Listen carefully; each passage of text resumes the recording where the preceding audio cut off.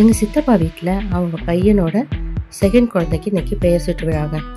அதுக்கு தான் நாங்கள் இங்கே போயிருந்தோம். அதில் என்னென்னலாம் பண்ணியிருந்தாங்க, எங்கள் முறைப்படி எப்படிலாம் செஞ்சுருந்தாங்க அப்படிங்கிறத இந்த வீடியோவில் சொல்லியிருக்கேன். காலையில் 10:30-12 அப்படின்னு சொல்லியிருந்தாங்களா, சரின்ட்டு கிளம்பிட்டோம். ஃபஸ்ட்டு நான் பையனை மட்டும் அழைச்சிட்டு போயிட்டேன். அவங்க அப்பா என் பொண்ணை அழைச்சிட்டு வந்துட்டாங்க. நாங்கள் போகவுமே பசங்கள்லாம் நிறைய விளையாடிட்டு இருந்தாங்க. படைக்கிறதுக்கு ஆரம்பிச்சிட்டாங்க. விளக்கெல்லாம் ஏற்றி வச்சு படையல் போட ஆரம்பிச்சிட்டாங்க. ஃபஸ்ட்டு குழந்தைக்கு தோஷம் கழிச்சிடுறது. அந்த தோஷம் கழிச்சதுக்கப்புறம் தான் எங்கள் முறைப்படி எல்லாமே செய்ய ஆரம்பிப்பாங்க. ஃபஸ்ட்டு தோஷத்தை கழிச்சிட்டாங்க. பசங்கள்லாம் இங்கே விளையாடிட்டே இருந்ததா, அந்த இடையில எல்லோரும் சாமி படைக்கிறதுக்கு உண்டான வேலையெல்லாம் ஒவ்வொன்றா செய்ய ஆரம்பித்தாச்சு. படையல் போடுறப்ப சாதம் வச்சு கருவாட்டு குழம்பு, கறி குழம்பு, அப்புறம் முட்டை, முருங்கைக்கீரை, அப்புறம் ஒரு பொரியல் எல்லாம் செஞ்சுட்டு நிறைய விளக்கு தான் வைப்போம். மாவில் அரிசி மாவில் ஸ்வீட்டு போட்டு விளக்கு ரெடி பண்ணி அதுதான் சுற்றி இலையை சுற்றி நைவேத்தியம் மாதிரி வச்சு படைப்போம்.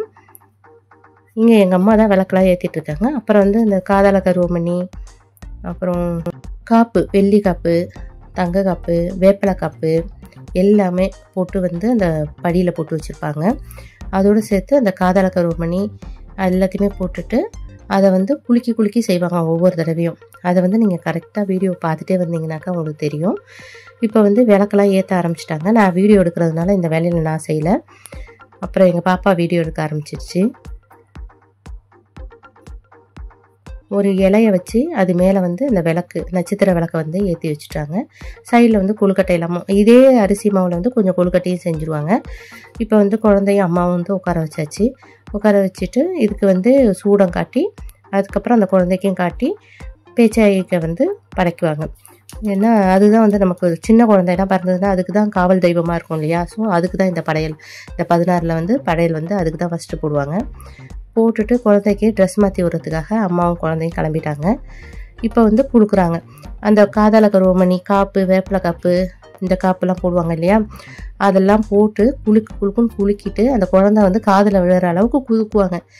அது விழுதாங்கிறது வேற செக் பண்ணிகிட்டே இருப்போம் வேற. இப்போ ஒவ்வொரு காப்பாக போட ஆரம்பித்தாங்க. இது எங்கள் அம்மா.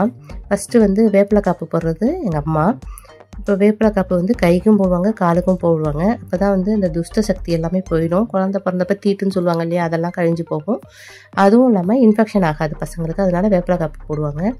அடுத்தது ஒரு பெரியவங்க அருணா கயிறு கட்டிகிட்ருக்காங்க.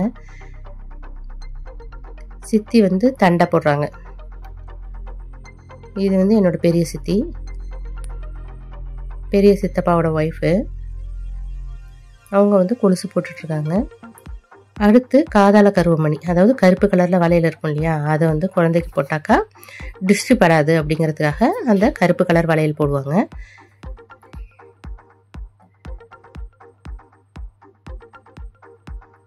எல்லாரும் 1 by 1 போட்டுகிட்டே இருக்காங்க. அடுத்தது வெள்ளி காப்பு, தங்க காப்பு அப்படின்ட்டு ஒவ்வொருத்தவங்க யாரெல்லாம் வாங்கிட்டு வந்தாங்களோ அவங்களெல்லாம் போட சொல்கிறது தான். எல்லாம் போட்டதுக்கப்புறம் குழந்தைய கீழே போட்டு அந்த வேப்பிலையை வச்சு தோசை கழிப்பாங்க. அதுக்கப்புறம் ஆரத்தி எடுத்து முடிஞ்சிருச்சு.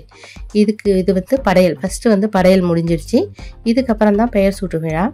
இப்போ தாய் மாமா குழந்தை காதில் பெயர் சூட்டிட்டு அடுத்தது தூளியில் போடணும். ஆனால் நாங்கள் பேர் வைக்கிறதுக்கு மறந்தாச்சு. எல்லோரும் சாப்பாடு அது இதுன்னு ஏதோ பேசிகிட்டு இருந்ததுல எங்கள் அம்மா தூக்கி தூளியில் போட்டாங்க குழந்தைய. அப்புறம் தான் ஞாபகம் வருது, ஆகா குழந்தைக்கு இன்னும் பேரே வைக்கலையே, மெயினான ஃபங்க்ஷன் பேர் வைக்கிற ஃபங்க்ஷன் தானே அப்படின்ட்டு. சரின்ட்டு அப்புறம் நானும் கொஞ்சம் சரி போட்டாச்சு தூளிலாம் கொஞ்சம் ஆட்டுன்னு ஆட்டிட்டு கொஞ்சம் தாலாட்டெலாம் எல்லோரும் பாடி ஆட்டிட்டு எடுத்தாச்சு. குழந்தைய எடுத்துகிட்டு இப்போ பேர் வைக்கணும் இல்லையா, அதனால அம்மா கிட்ட கொடுக்க சொன்னாங்களா. அது என்னமோ ஜம்முன்னு முன்னாடிலாம் குழந்தை தூங்கிட்டு இருந்தது, தூளியில் போட்ட உடனே முடிச்சிடுச்சு. நாங்கள் அந்த காதால கருவமணி, காப்பு அதெல்லாம் போடுறப்ப நல்லா தூங்கிட்டு இருந்தான்.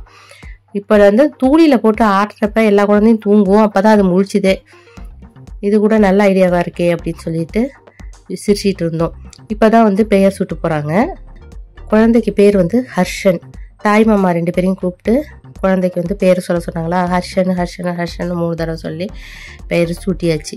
அதுக்கு இடையில ஒரு குழந்தை என்னை பார்த்துக்கிட்டே இருந்ததா, சரி அதுக்கிட்ட கொஞ்சம் போய் பேச்சு கொடுப்போம் அப்படின்னு பார்த்தாக்கா அதுக்கப்புறம் அது பேசவே இல்லை என்கிட்ட. என்னை பார்த்து லுக்கு விட்டதோட சரி. அப்புறம் சித்தப்பா செயின் போட்டாங்க. நாங்கள் பணம் வச்சு தான் கொடுத்தோம்.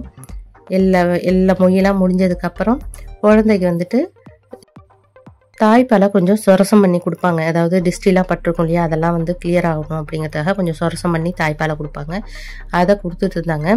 அதுக்கப்புறம் வந்து வசம்பில் வந்து காப்பு கட்டி போடுவாங்க, சளி பிடிக்காமல் இருக்கும் அப்படிங்கிறதுக்காக. வசம்பில் காப்பு கட்டி போட்டதுக்கப்புறம் எங்கள் சித்தப்பா பையன் வந்து தாயத்து போட்டான். அதாவது இந்த தொப்புள் கொடி எடுத்து தாயத்தில் கட்டுவாங்க இல்லையா, அதை வந்து கயிறில் போட்டு கழுத்தில் கட்டி விட்டான். ஸோ எல்லாமே முடிஞ்சிருச்சு. எல்லாமே முறைப்படி செஞ்சு முடித்ததுக்கப்புறம் லஞ்சுக்கு எல்லோரும் ரெடி ஆகிட்டாங்க.